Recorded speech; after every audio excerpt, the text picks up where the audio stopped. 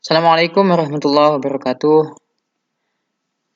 Bagaimana kabar kalian anak-anak? Mudah-mudahan selalu sehat dan selalu mendapatkan kelancaran dalam melakukan segala aktivitas. Sebelum kita mulai pembelajaran hari ini, izinkan saya untuk mengucapkan taqabbalallahu minna wa minkum minal aizin wal faizin. Mudah-mudahan seluruh amal ibadah kita di bulan Ramadan diterima oleh Allah Subhanahu wa taala. Mohon maaf lahir dan batin. Mudah-mudahan kita juga masih dipertemukan dengan bulan Ramadan di tahun-tahun yang akan datang dan kita bisa memaksimalkannya untuk lebih banyak lagi beribadah kepada Allah Subhanahu wa taala. Pada kesempatan kali ini kita akan membahas tentang mewaspadai ancaman terhadap kedudukan Negara Kesatuan Republik Indonesia. Sebelumnya saya mengucapkan terima kasih kepada Ibu Dewi Suryaningsih SPD dari SMA N 3 Sumbawa Barat, Nusa Tenggara Barat yang telah mengizinkan saya untuk mendownload dan menggunakan materi ajar yang beliau buat dalam pembelajaran kita kali ini. Baik anak-anak, KD di pertemuan kali ini, kompetensi dasar, adalah kita akan mengkaji kasus-kasus ancaman terhadap ideologi, politik, ekonomi, sosial budaya, dan pertahanan keamanan, dan strategi mengatasinya dalam bingkai Negara Kesatuan Republik Indonesia. Kita juga akan mengidentifikasi faktor pendorong dan penghambat persatuan dan kesatuan bangsa dan Negara Kesatuan Republik Indonesia. IPK-nya, indikator pencapaian kompetensi. Kalian diharapkan dapat menjelaskan ancaman di bidang ideologi, ancaman di bidang politik, dan ancaman di bidang ekonomi. Lalu kalian juga diharapkan dapat menganalisa, dapat menjelaskan bagaimana strategi yang dilakukan oleh bangsa Indonesia untuk mengatasi berbagai ancaman tersebut, baik ancaman di bidang politik, ancaman di bidang ideologi, dan juga ancaman di bidang ekonomi.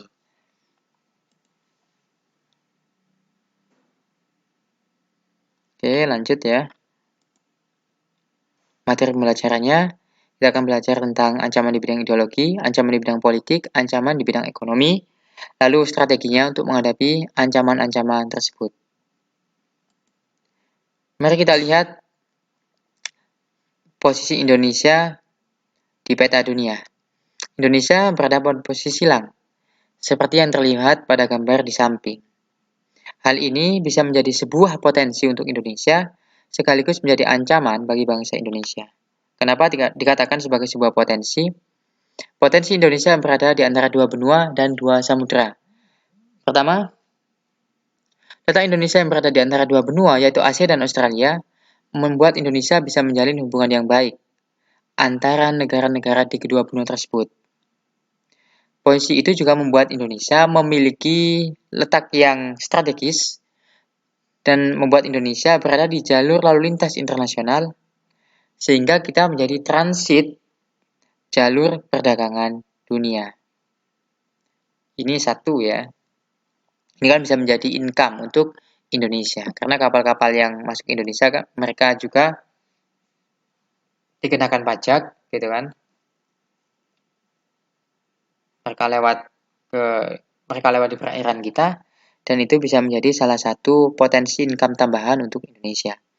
Lalu yang kedua, Indonesia menjadi negara yang memiliki keragaman kebudayaan yang luar biasa, karena pengaruh ketika Indonesia berinteraksi dengan bangsa-bangsa lain yang singgah di Indonesia. Selain itu, laut kita yang begitu luas, 2/3 dari luas wilayah Indonesia adalah berupa perairan, dan sebagian besarnya berupa lautan, dan garis pantai terpanjang nomor 2 di dunia, itu membuat Indonesia menyimpan hasil laut yang luar biasa. Potensi laut kita ini sangat-sangat luar biasa. Ada ikan, kerang laut, bahan-bahan tambang seperti minyak, bumi maupun gas alam. Nah, kalau pemerintah Indonesia mampu memaksimalkan potensi laut ini dengan baik, paling tidak itu bisa mendatangkan income. Setidaknya saya pernah baca salah satu artikel, potensi kita dari laut saja itu bisa mencapai 2.000 triliun rupiah setiap tahunnya. Tentu itu kalau semuanya bisa masuk ke APBN kita, itu bisa menambah APBN kita sampai 2 kali lipat. Kalau APBN kita bertambah, tentu diharapkan kesejahteraan masyarakat itu bisa meningkat. Itu. Sehingga laut ini bisa dikatakan sebagai salah satu potensi bangsa Indonesia yang harus kita maksimalkan ke depan. Kita tidak hanya melihat sumber daya alam yang ada di daratan, tapi juga kita harus melihat sumber daya alam yang Allah titipkan di lautan. Oke. Kemudian yang keempat, Indonesia menjadi jalur perdagangan dunia. Dan yang kelima, keberadaan Indonesia di antara dua benua, Asia dan Australia, itu membuat Indonesia memiliki keragaman flora atau tumbuh-tumbuhan dan fauna yang sangat luar biasa. Bahkan banyak peneliti dari luar negeri yang melakukan penelitian untuk mengeksplorasi flora dan fauna di berbagai tempat di Indonesia. Tapi di sisi yang lain juga merupakan ancaman anak-anak. Kenapa disebut ancaman? Sebab potensi tadi ya yang kita bicarakan, dengan potensi yang dimiliki oleh Indonesia, banyak bangsa-bangsa di dunia yang kemudian mengincar untuk menguasai Indonesia, baik secara politis maupun ekonominya.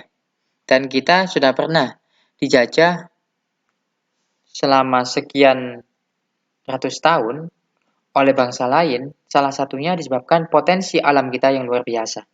Kalian tentu masih ingat ya, ketika bangsa Belanda masuk ke Indonesia, awalnya mereka hanya ingin berdagang. Mereka mencari rempah-rempah yang mereka bisa jual di pasar Eropa. Akan tetapi, ketika mereka sudah sampai di Indonesia, niat itu berubah. Mereka melihat potensi kita yang luar biasa, kain alam kita yang telah dititipkan oleh Tuhan kepada kita itu ternyata menjadi incaran mereka. Maka berubahlah niat mereka yang awalnya berdagang, berubah menjadi kolonialisme. Kita masih ingat tentu dengan tujuan bangsa Eropa ketika mereka menjelajah dunia dan sampai mereka di Nusantara, mereka punya misi 3G. Gold, Glory, dan Gospel. Gold, mereka mencari rempah-rempah ya, yang harganya waktu itu bisa dibilang lebih mahal dari emas, sehingga menjadi salah satu komoditi utama, salah satu komoditi yang paling dicari di dunia. Glory, mereka ingin memperluas wilayah dengan menganeksasi atau menguasai wilayah-wilayah lain di luar Eropa. Dan yang ketiga adalah Gospel. Gospel ini menyebarkan agama Kristen. Sehingga memang masuknya agama Kristen di Indonesia ini juga tidak bisa dilepaskan dari pengaruh kolonialisme pada waktu itu. Ini ancaman bagi bangsa Indonesia, dan ancaman ini tidak hanya berlaku ketika kita masih dijajah. Saat ini pun ancaman tetap ada, tapi dalam bentuk-bentuk yang lain.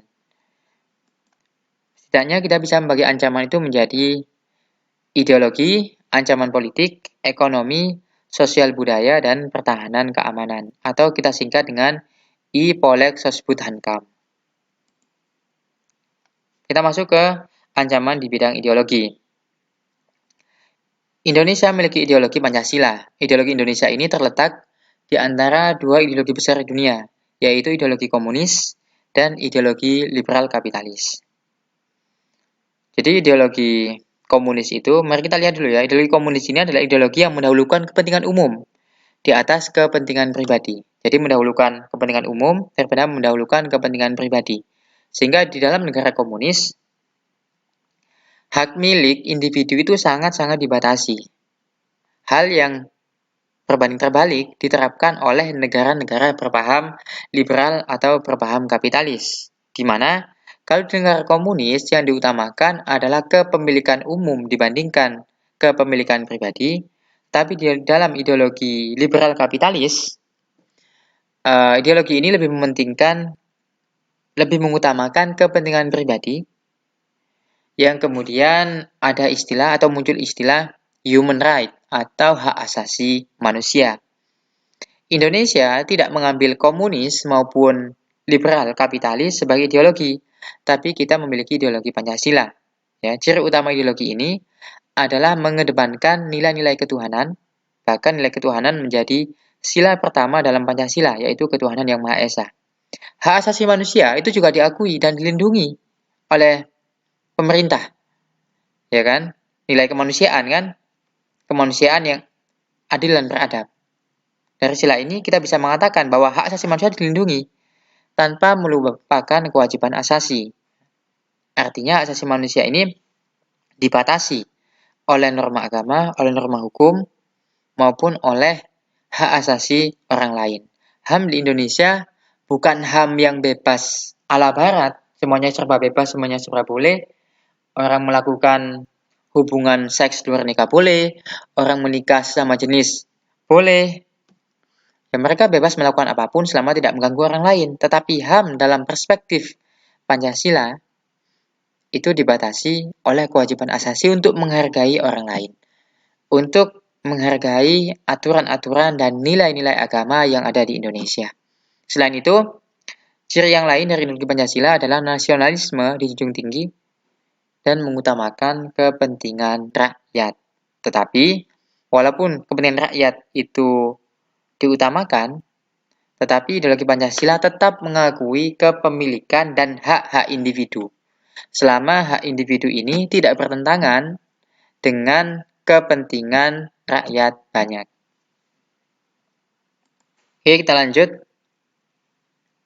Jadi, dua ancaman itu ya. Yang pertama adalah ancaman komunisme, dan yang kedua adalah ancaman ideologi liberalisme. Komunisme ini bisa menjadi salah satu ancaman karena memang tidak sesuai dengan ideologi Pancasila. Sehingga memang ideologi ini tidak cocok untuk diterapkan di Indonesia. Salah satunya, kenapa ideologi ini tidak cocok ketika diterapkan di Indonesia? Karena komunisme ini memang salah satu hal yang membedakan antara ideologi komunisme dengan ideologi Pancasila yang diakui oleh bangsa Indonesia. Ideologi komunisme tidak mengakui adanya Tuhan. Mereka menganggap agama itu hanya akan menghambat kemajuan umat manusia. Sebaliknya, ideologi Pancasila justru menempatkan ketuhanan itu sebagai sila yang paling pertama dibandingkan dengan sila-sila yang lain. Kita sebagai bangsa Indonesia, bangsa yang religius, ya, mengakui bahwa kausa prima itu ada. Tuhan itu dia yang menciptakan segala sesuatu. Dia kausa prima, atau dalam bahasan ilmu tauhid, ya, wajib al-wujud. Sesuatu yang wujudnya itu harus ada. Alam semesta ini dengan segala keteraturannya pasti membutuhkan kepada Sang Pencipta. Keteraturan yang ada di alam ini, bahkan dalam tubuh kita sendiri, tidak mungkin terjadi secara kebetulan. Ada yang merancangnya, ada yang mengorganisirnya, ada yang menciptakannya, sehingga menjadi sebuah keteraturan yang sangat mengagumkan, gitu kan? Sehingga ideologi komunisme ini, di mana mereka tidak mengakui adanya Tuhan, jelas bertentangan dengan sila pertama Pancasila. Selain ideologi komunis, ya, kita juga mesti waspada terhadap ideologi liberalisme kapitalisme. Suatu tradisi atau pandangan yang menekankan bahwa hak dan kebebasan persamaan umum setiap individu di sebuah negara adalah hal yang mutlak di dalam politik, memiliki kebebasan berpikir bagi setiap individunya, maka pemerintah tidak banyak ikut andil dalam kehidupan masyarakat. Dan tentu saja itu akan menimbulkan masalah yang baru. Selain itu, ideologi negara Indonesia itu Pancasila bisa saja mengalami pergeseran, bahkan mengalami kerusakan. Ya, memang komunisme ini kalau dibandingkan dengan ideologi komunisme, ideologi liberalisme ini sampai saat ini masih hidup. Bahkan semakin jauh berkembang di Indonesia. Salah satunya kemarin kan ada podcast gitu ya, podcastnya Deddy Corbuzier ketika dia mengundang pasangan gay, satunya orang Indonesia, ragil, satunya orang Jerman. Dan yang jelas LGBT ini kan bertentangan dengan nilai-nilai agama yang ada di Indonesia. Tapi di negara Jerman yang memang dia negara liberal, negara yang memberikan kebebasan kepada setiap individu untuk mengekspresikan dirinya selama tidak mengganggu orang lain, selama tidak melanggar hukum yang berlaku, itu sah mereka lakukan. Tapi itu di Jerman, negara yang menganut paham liberal. Indonesia negara yang menganut paham Pancasila. Sehingga hal-hal yang kemudian bertentangan dengan nilai-nilai Pancasila tidak seharusnya diberikan ruang.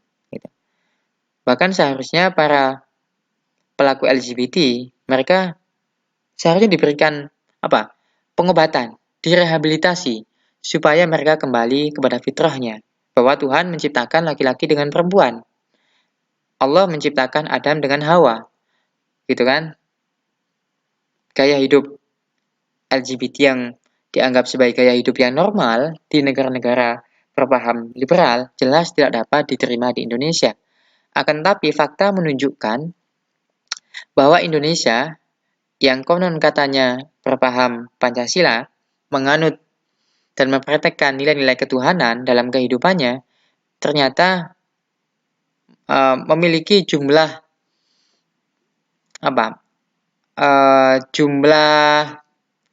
komunitas LGBT yang cukup besar ya. Salah satu data menunjukkan ada sekitar 1,5 juta orang Indonesia yang terlibat seks sama jenis. Data ini bisa kalian cari sendiri di internet ya. Ini menunjukkan bahwa memang ada masalah dengan bangsa ini. Dengan maksudnya ideologi liberalisme. Ideologi yang terlalu menekankan kepada kebebasan individu dan kemudian menabrak aturan-aturan agama, aturan-aturan moral dan sosial yang ada di Indonesia.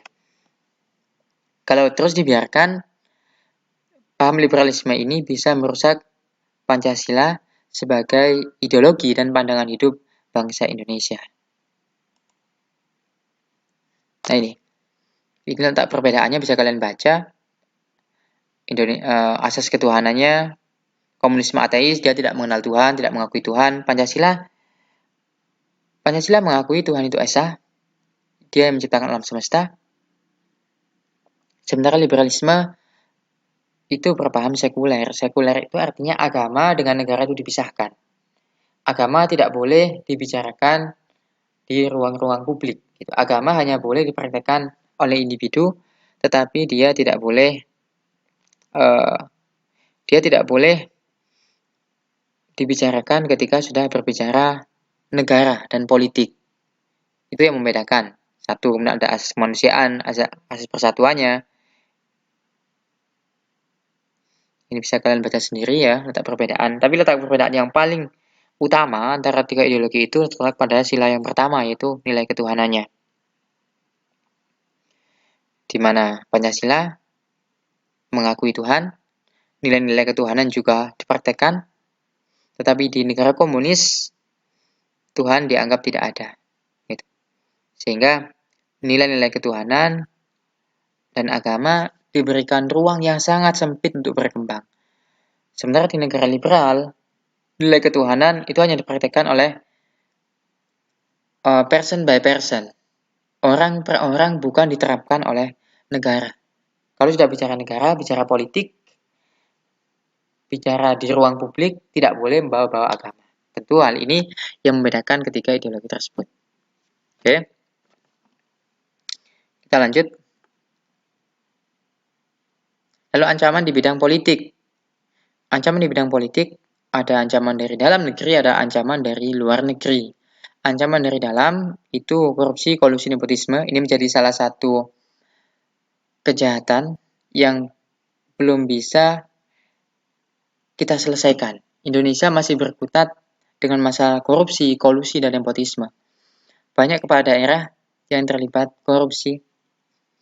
Ya, bahkan di tahun 2021 saja itu ada 6 kepala daerah, baik dia gubernur, bupati, ataupun wali kota, yang terlibat kasus korupsi.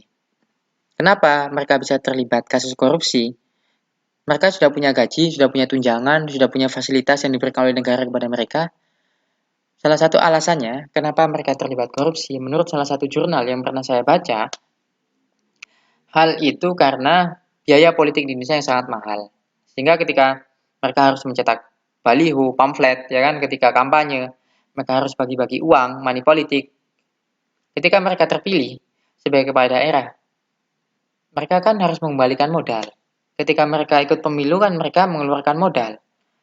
Ya kan? Ketika mereka sudah terpilih, mereka punya jabatan yang strategis, mereka berusaha untuk mengembalikan modal yang sudah mereka keluarkan selama kampanye, selama pemilihan umum dilangsungkan. Ketika mereka tidak bisa mengembalikan modalnya dengan cara-cara yang legal, akhirnya mereka mereka akhirnya melakukan tindakan korupsi. Mereka memanfaatkan jabatan yang mereka miliki untuk mendapatkan keuntungan secara pribadi maupun kelompok. Lalu ada konflik sara, suku, agama, ras, dan antar golongan yang dikaitkan dengan politik. Ada pelanggaran HAM, ya kan? Ada banyak pelanggaran HAM yang sampai saat ini juga belum bisa diselesaikan oleh pemerintah. Ada kasus Munir, ya kan? Ada kasus Talang Sari, ada kasus Tanjung Priok, ada kasus Trisakti. Ada banyak kasus pelanggaran HAM yang sampai saat ini belum bisa diselesaikan oleh pemerintah. Tidak ada komitmen yang kuat dari pemerintahan Presiden Jokowi untuk menyelesaikan kasus-kasus tersebut. Padahal dulu di 2014, ketika kampanye beliau sempat berjanji untuk menuntaskan kasus pelanggaran HAM yang terjadi pada era presiden atau penguasa sebelumnya. Tapi janji itu menguap begitu saja dan tidak pernah bisa beliau selesaikan. Padahal masa jabatan beliau kan tinggal 2 tahun saja ya. Jadi untuk menyelesaikan kasus pelanggaran HAM yang dulu pernah beliau janjikan, itu sepertinya sudah mustahil untuk diwujudkan. Nah ini juga salah satu ancaman dari dalam negeri di bidang politik, yaitu kudeta atau penurunan paksa pemerintahan dan isu-isu politik. Ya, demo, kadang-kadang demo itu ditunggangi. Demo itu bagian dari demokrasi, ya, bagian dari kehidupan bernegara. Harus ada memang yang mengontrol kebijakan pemerintah, apalagi ketika legislatif yang diharapkan dapat mengontrol pemerintah tidak dapat menjalankan tugasnya dengan baik. Maka rakyat, baik secara individu maupun elemen rakyat, bisa gerakan buruh, bisa mahasiswa, maupun gerakan-gerakan yang lain, mereka bisa menuntut pemerintah, mereka bisa memberikan kritik, saran kepada pemerintah, mereka bisa menolak, ya kan, aturan-aturan yang dianggap tidak pro kepada rakyat dengan demo. Jadi demo ini merupakan salah satu sarana untuk menyampaikan aspirasi rakyat kepada pemerintah. Akan tetapi kadang-kadang demo itu ditunggangi oleh kelompok-kelompok tertentu untuk melemahkan pemerintahan yang dipilih secara sah oleh rakyat.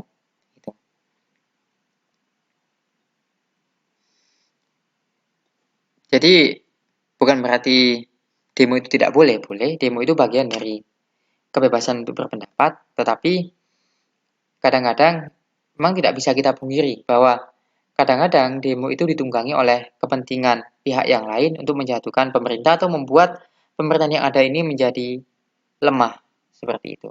Di sisi yang lain, pemerintah pun harus bijak, gitu. Tidak semua demo yang dilakukan itu ditunggangi oleh kepentingan tertentu. Pemerintah harus bisa mengkoreksi diri dari kebijakan-kebijakan yang dibuat, apakah kebijakannya ini sudah sesuai dengan apa yang diinginkan rakyat, apakah kebijakan yang dibuat itu bisa mengakomodasi keinginan rakyat, atau jangan-jangan kebijakan yang dibuat ini memang membuat rakyat semakin susah, sehingga muncul reaksi dari elemen rakyat yang ada, entah dari buruh, entah dari mahasiswa, untuk menolak kebijakan-kebijakan yang dibuat oleh pemerintah. Ya kan, seperti undang-undang Omnibus Law kan, yang dianggap lebih mementingkan pengusaha daripada kepentingan kaum buruh. Sehingga di mana-mana buruh, mereka berdemo, mereka menolak undang-undang Omnibus Law itu disahkan oleh DPR dengan pemerintah. Walaupun pemerintah dan DPR di tengah penolakan dan demo di mana-mana pada waktu itu tetap mengesahkan undang-undang Omnibus Law.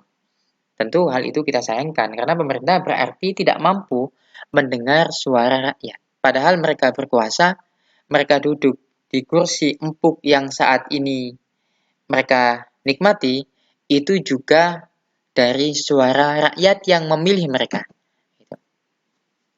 Oke, kemudian dari luar negeri itu ada ancaman, ada negara lain yang mungkin ikut campur masalah internal di Indonesia. Ya, kadang-kadang negara-negara besar itu dengan kekuasaan yang mereka miliki, dengan bargaining power, ya kan, dengan intelijen yang mereka miliki, mereka bisa saja membuat kondisi perpolitikan di negara-negara berkembang seperti Indonesia itu menjadi kacau. Kita lihatlah 98 ya, ketika Presiden Soeharto jatuh dari tampuk kekuasaannya, banyak pihak yang menyebut bahwa itu tidak bisa dipisahkan dari peran Amerika yang membuat mata uang rupiah jatuh. Ketika mata uang rupiah jatuh, ekonomi kemudian melemah dan timbul ketidakpercayaan masyarakat kepada pemerintah yang sah pada waktu itu. Ditambah memang pemerintahan Presiden Soeharto dianggap sudah terlalu lama berkuasa. Selain itu, kebebasan untuk berpendapat, kebebasan untuk bersuara pada waktu itu juga dibatasi. Hal ini yang kemudian menyebabkan timbul demo di mana-mana, dan pada akhirnya Presiden Soeharto dengan lapang dada, beliau tidak menginginkan lebih banyak korban yang jatuh. Beliau memutuskan untuk berhenti dari jabatan yang sudah beliau pimpin, yang sudah beliau pegang selama 32 tahun. Tentu hal itu harus kita apresiasi, ya. Karena itu menunjukkan terlepas dari sisi positif maupun negatif ketika beliau memimpin Indonesia, tetapi ketika beliau memutuskan untuk mengundurkan diri pada tahun 1998, ini menunjukkan bahwa beliau masih peduli dengan bangsa ini. Beliau sebenarnya masih kuat, TNI masih di belakang beliau, ya kan? Beliau juga masih punya cukup pendukung lah, tetapi beliau memilih untuk mundur demi menghindari pertumpahan darah, demi menghindari konflik yang semakin berkepanjangan. Lalu ada ancaman di bidang ekonomi, ada ancaman internal, ada ancaman eksternal. Ancaman internalnya infrastruktur yang tidak memadai, terutama di luar Jawa ya. Di Papua itu jalan-jalan banyak yang masih jalannya masih tanah dan lumpur saja, gitu, sehingga menyulitkan akses transportasi. Pengangguran, inflasi, pengangguran apalagi tengah pandemi juga meningkat tajam. Banyak perusahaan-perusahaan yang terpaksa merumahkan karyawannya karena produksi mereka dikurangi selama masa pandemi. Lalu sistem ekonomi kita yang kurang jelas. Kita seharusnya menganut sistem ekonomi kerakyatan, akan tetapi ekonomi Indonesia, sistem ekonomi yang hari ini kita bangun itu lebih menunjukkan bahwa kita negara yang kapitalis gitu. Kita mengaku sebagai negara Pancasila, ekonominya ekonomi kerakyatan, tetapi banyak kebijakan-kebijakan yang dibuat oleh pemerintah yang menunjukkan bahwa pemerintah sendiri kurang berpihak kepada rakyat kecil. Misalnya pencabutan subsidi atau kenaikan harga bahan bakar minyak. Di tengah rakyat susah karena pandemi COVID-19, pemerintah justru menaikkan harga bahan bakar minyak. Ini kan sebenarnya salah satu bentuk ketidakberpihakan pemerintah kepada rakyat kecil. Lalu eksternalnya apa? Tingkat daya saing yang rendah, memang ini juga salah satu tantangan kita. Daya saing kita dibandingkan dengan negara lain itu, bahkan dengan Malaysia pun, kita masih cukup tertinggal, sama-sama negara ASEAN. Tingkat daya saing rendah ini juga disebabkan karena tingkat pendidikan, kualitas pendidikan Indonesia yang juga masih belum bisa ditingkatkan dengan baik. Indonesia masih bergantung dengan negara lain. Ketergantungan baik dalam hal teknologi terutama maupun keuangan. Ya. Salah satunya ketergantungan kita terhadap hutang luar negeri dengan bunga yang tinggi. Lalu ada ketidaksiapan dan ketidakpastian menghadapi globalisasi. Salah satunya dengan masuknya barang-barang impor ke Indonesia dalam jumlah yang sangat besar. Akhirnya apa yang terjadi? Dengan masuknya barang impor itu, terutama dari Cina, banyak UMKM kita yang akhirnya kalah bersaing. Mereka terpaksa mengurangi produksinya, bahkan ada yang akhirnya tutup sama sekali. Mereka gulung tikar karena tidak mampu bersaing, terutama secara harga dengan produk-produk impor dari Cina. Ini kan harus menjadi salah satu fokus pemerintah gitu. Sebab kalau UMKM-nya gulung tikar, secara otomatis pengangguran juga akan semakin meningkat. Sebab UMKM ini menjadi salah satu sektor yang banyak menyerap tenaga kerja. Ketika sektor UMKM ini tidak mendapatkan dukungan dari pemerintah tidak kemudian memproteksi, melindungi UMKM dalam negeri ketika mereka harus bersaing dengan produk-produk dari luar negeri. Hal itu akan menyebabkan UMKM ini tidak bisa bertahan. Jangankan berkembang menjadi perusahaan yang lebih besar, untuk bertahan saja dari serbuan barang-barang impor, kita sudah kewalahan. Dan ini menjadi salah satu PR pemerintah saat ini.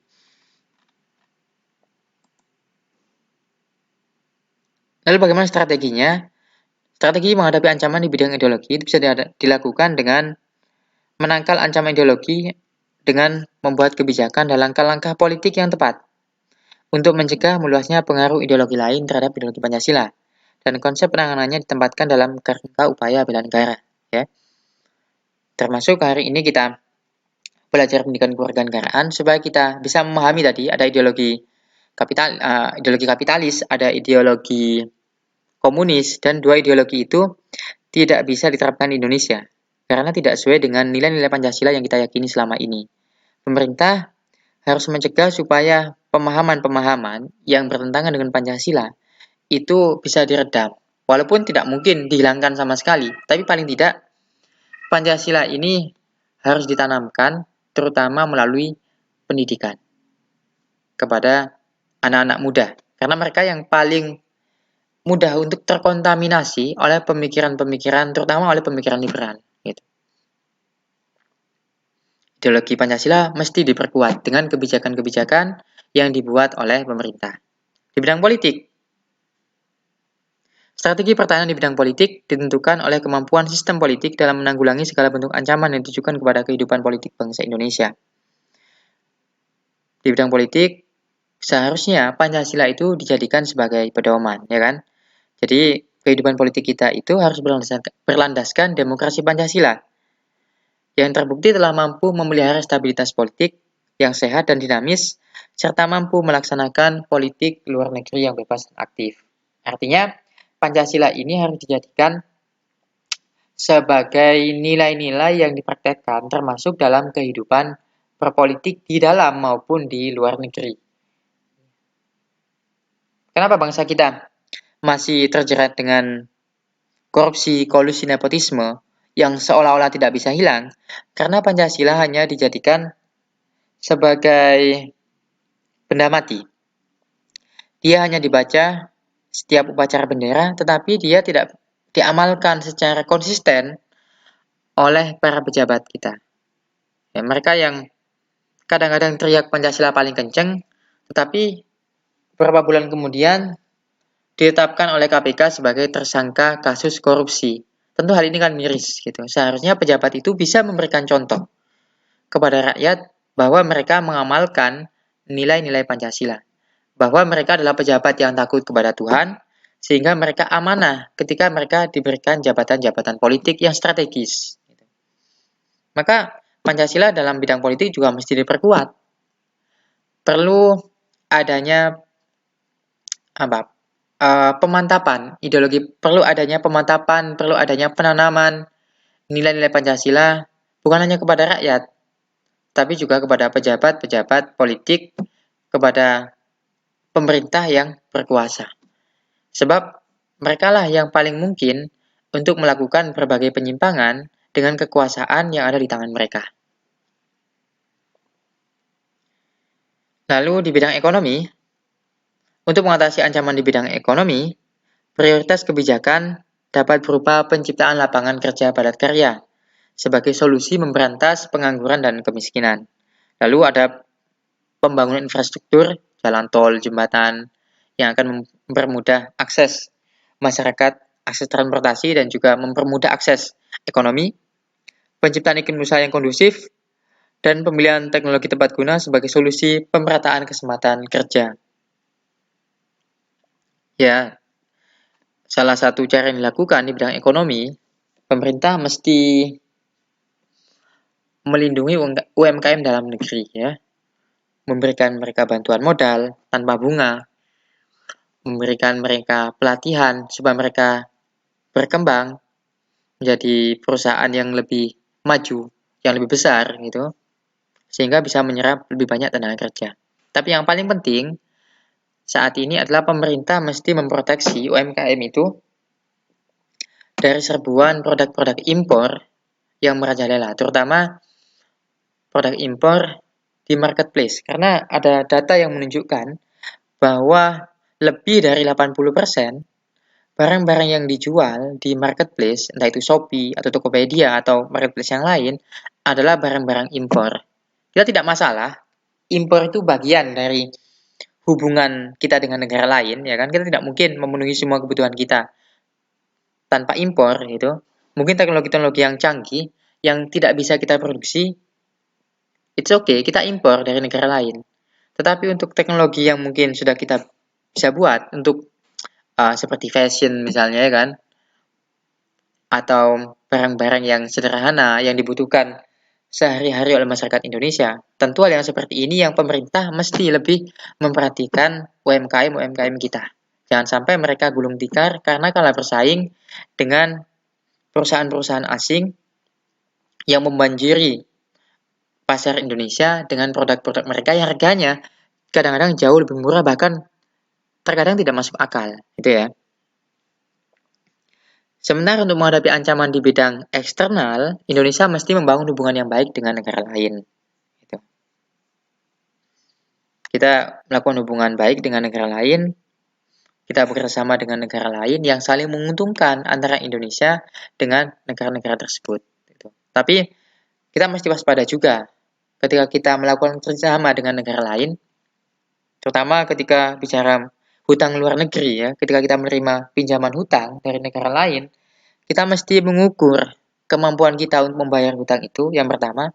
Yang kedua, kita mesti melihat konsekuensi dari hutang tersebut terhadap kebijakan pemerintah. Jangan sampai hutang itu merupakan sebuah deep trap, sebuah jebakan tersembunyi yang dibuat oleh negara lain untuk melemahkan ekonomi Indonesia. Mereka memberikan hutang kepada Indonesia dengan jumlah yang sangat besar, tapi kemudian kita tidak mampu membayarnya. Sehingga ketika kita tidak mampu membayarnya, BUMN kita mungkin akhirnya kita jual ke negara asing tersebut. Tentu hal ini akan menyebabkan kedaulatan kita akan semakin lemah, terutama di bidang ekonomi. Itu. Baik anak-anak, itu saja materi yang bisa saya sampaikan pada kesempatan kali ini. Untuk tugas nanti akan saya upload di grup WA kalian masing-masing, ya. Nanti kalian seperti biasa kalian kerjakan tugasnya dan kalian kirim tugas itu di grup masing-masing kelas. Oke, terima kasih atas perhatiannya. Kalau ada pertanyaan atau ada yang kurang jelas, silahkan sampaikan pertanyaannya di kolom komentar di bawah video ini atau tulis pertanyaan kalian di grup PPKN di kelas kalian masing-masing.